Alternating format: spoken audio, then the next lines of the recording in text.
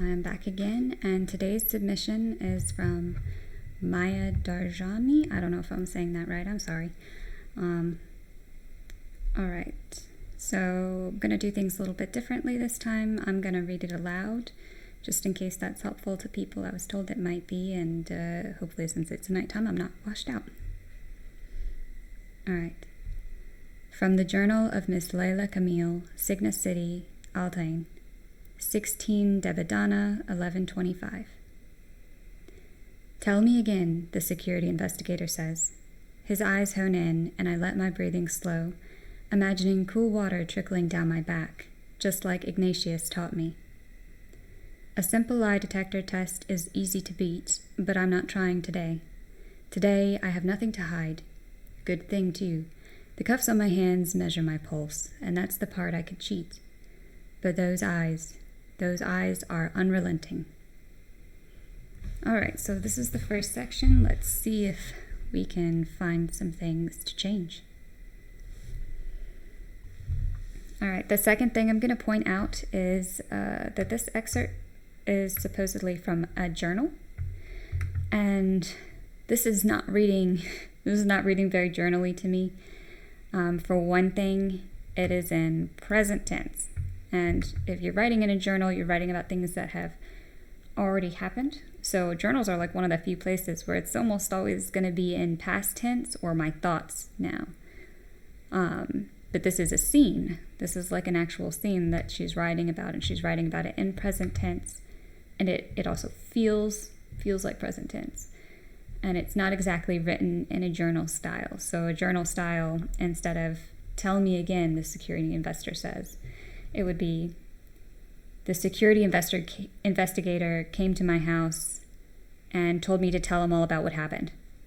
So it wouldn't be in this sort of dialogue, moment by moment. When you have this moment by moment prose, that really keeps people immersed in the scene, which is good for normal writing. But is it a journal entry? And when you set the expectation for a journal entry, I do think that most people are expecting a journal format. So I'm pointing that out. I'm not saying that should be changed, but I am wondering why this is in a journal. I always prefer a scene, to be frank. But also, if it's going to be a journal, this narrative framing might not be right for this, just because it's mismatched and it sets the expectations wrong for the reader. So for this second sentence, his eyes hone in and I let my breathing slow, imagining cool water trickling down my back just like Ignatius taught me. For one, this sentence is a little bit complex. You've got like 4 different sections here, which is a little bit much, because you're talking about his eyes and then what she's doing with her breathing, what she's imagining, and what Ignatius taught her. There's a lot going on in this sentence, and I'm not sure that there needs to be this much. I'm not sure we can't simplify this. She's doing something that Ignatius taught her. She's slowing her breathing. But the verb here, I let my breathing slow. Let, sort of means you allow, like as in you would have been stopping it, but you're going to let your breathing slow. You're allowing something to happen. So if you're putting effort into doing something, you're not letting it happen. You're doing it, you're putting effort into doing it. So I am going to recommend that little section just be changed. Whether it's I forced my breathing to slow or I slowed my breathing. And then the order of things. His eyes hone in, I let my breathing slow, imagining cool water trickling. So can you have what she's imagining first and the breathing then being the result of what Ignatius taught her? And taking out all these ing words, you've got breathing, imagining, trickling. Also, it just adds that extra layer of stuff. I imagine cool water trickling down my back, just like Ignatius taught me.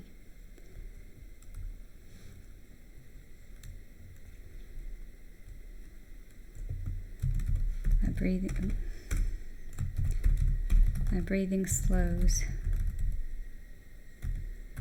Or something along those lines.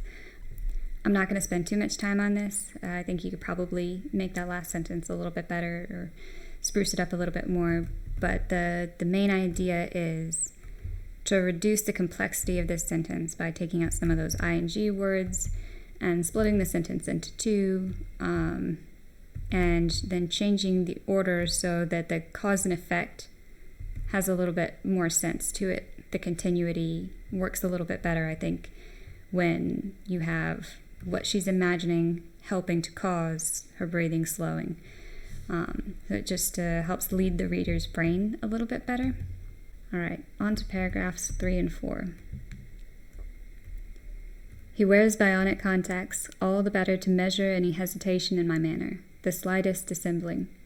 Not normally pulled out for a routine security update, but apparently. Ignatius and I started writing 2 years ago, I repeat. I've kept your office informed about the frequency and nature of the correspondence. No face-to-face calls? I start to shake my head, but think better of it. We know suspicions run high between Valhar and Altain. No reason to get ourselves in a situation where it's only our word we haven't been discussing anything inappropriate. A paper trail, so to speak, is best. He narrows those eyes. I imagine one swinging light bulb, ponderous and pregnant in its desire to crash onto my head. Damn you, Ignatius. You get to live your life all lordful and high, and I'm always the one left scrambling to explain. So here's sort of a fun, but maybe not functional metaphor. So you've got this swinging light bulb. It's ponderous, which has, the kind of dual meaning with like thought and pace, which is fun because like light bulbs and thoughts, I like that. I like that here. But pregnant as like part of this metaphor doesn't really fit. And I think the reason that it was added was because ponderous in its desire to crash onto my head doesn't make sense. So it's like the author wanted to fit in all three of these ideas. That it has the desire to crash onto their head, and it's a swinging light bulb, it's ponderous. It's just too much in this one metaphor. I think that's it's just too much stuff going on.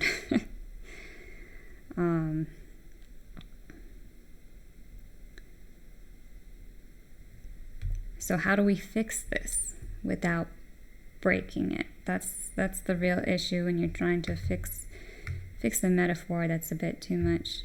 We might have to get rid of ponderous. I mean, we don't have to, but it might be best. And sometimes you just gotta do that. Sometimes you have to make little sacrifices. I mean, you could always say, imagine one ponderously swinging light bulb.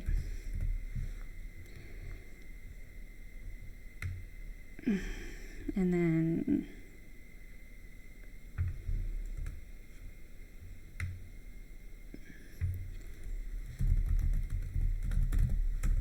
threatening to crash onto, and I think into. It's not going to crash like onto your head. Oh, I don't know how to spell ponderously, apparently. That's the end. Alright, so I imagine one ponderously swinging light bulb threatening to crash into my head.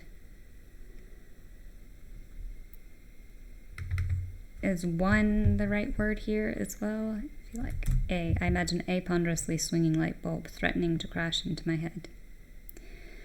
Alright, so I think that is a little bit better, just because that metaphor was just kind of all over the place. Ponderous and pregnant. And light bulbs aren't even filled with anything. They're pretty much empty. And there's like multiple other meanings for pregnant, but none of them really fit a swinging light bulb. All right, so I think that's a little bit better. We got to keep ponderously, which I like. We don't have to keep it. I imagine a swinging light bulb works just as well, but I like the ponderously. And we haven't used a lot of adverbs. She hasn't used a lot of adverbs prior to this. I do prefer like consistency in the metaphor, because you're building that image and you want that image to be clear and crisp in the reader's mind.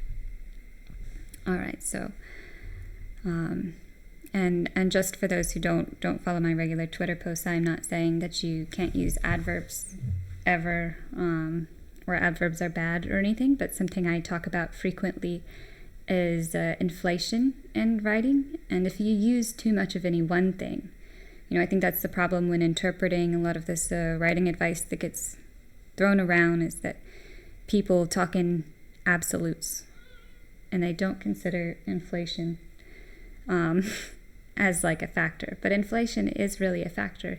If you have tons of adverbs, it's going to sound weird.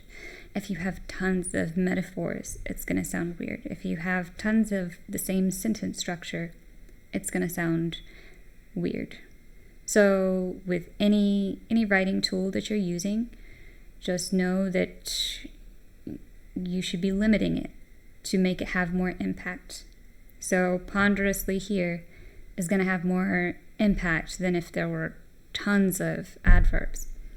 Versus here, we've spent it, maybe we're happy with spending our adverb coins here, based on, and we're not devaluing it by using adverbs too much. So that's all I'm saying here. I'm not saying don't use adverbs. Nobody come after me. This is something that I think applies to all aspects of writing. Don't do any one thing too much, or it gets tiresome. What did he say about the new position? He asks. His ascension. I had no idea it was happening. He said nothing at all, except he'd need to stop writing for a while. Then Carlos abdicated, and 10 days later I saw the announcement. I slow my breathing at the mention of Carlos, hoping to deflect. All right, so here you can see that she actually did word it so that it's a conscious effort instead of just letting it happen. All right, so that's kind of the detail work done here. And overall, this is a fun little first page. I definitely appreciate, there's good sentence structure and paragraph variation, just like the last one. But my main concerns are that this is a journal that doesn't read like a journal, and that's confusing to me. I don't understand what's going on with that. You can just have a prologue that, is in a different time. It doesn't have to be a journal. And it also doesn't read like a video recording at all. Like a video journal. Like, nothing about this says journal. So I'm still just super confused about that. The second thing I'm going to point out is that the investigator, and this is really going to be dependent on the context of the rest of the book. Is this investigator important at all? Are we going to be skipping to a different time period after this journal entry? If he's not important and we're going to be in a different time with different characters, then just leave him the security investigator. There's only two of them talking, so it's not super confusing. So I'm not too worried about that. But if the investigator is going to be a character throughout the book, I would highly recommend having his name in there a couple times on this first page just to hammer it home. I would like more of this image of the bionic contacts. Visually, I'm a very immersion-centered reader. I want to imagine everything that's being described. And as it stands in this first page, visually there's not a lot going on. Like the cuffs on my hands is another place that are these like standard metal handcuffs? Are they some kind of futuristic handcuff? There's probably some great ideas for futuristic handcuffs on various art sites, Pinterest or somewhere. And the bionic contacts, are they glowy contacts? Do they cover his pupils to make him look disconcerting? Are they all white? What do they look like? She can see that he's wearing bionic contacts, but we can't see because you haven't described them at all.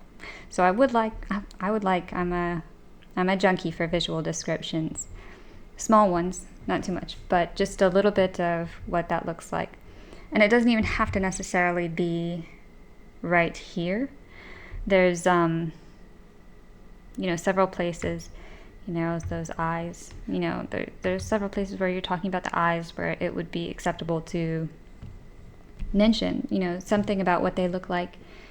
Do they change? Are they shifting, or are they, static? Are they just like white with like 3 blue dots all the time? Or maybe they like adjust, like, who knows? There's all sorts of things you can do when you have this sort of futuristic setting. There's no limitations. So having it just be bionic contacts, kind of boring. So I am going to recommend that area especially gets a little bit more description. And I know we do want to focus on the characters here, but this is your first page. And one job of the first page is to sort of get people immersed into the world. It's not just about the characters and the story and the hook. Letting people know what kind of world they're going to be reading about is another way to hook them. So what do I want more of?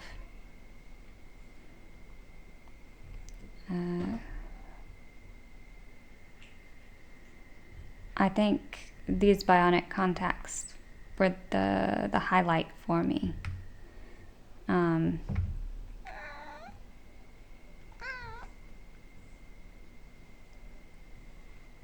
Thank you, sir. Your contribution is appreciated.